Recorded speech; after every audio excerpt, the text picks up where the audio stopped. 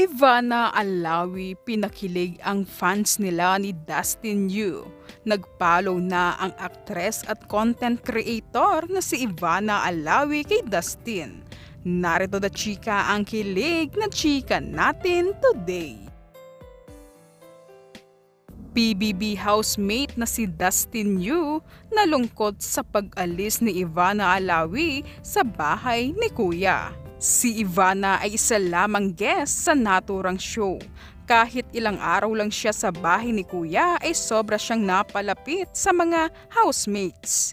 Lalo na si Dustin Yu ay dinamdam ang pag-alis ni Ivana na marami silang alaala sa loob ng bahay ni Kuya. Si Ivana lang naman ang bumihag sa puso ni Dustin. Crush na crush ni Dustin si Ivana.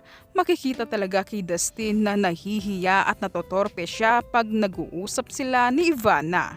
At lagi din tinititigan at natutulala si Dustin kay Ivana.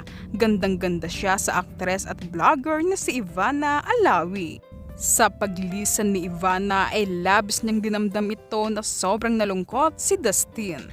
Napaluha si Dustin na siguradong mamimiss niya ng sobra ang kanyang crush na si Ivana Alawi.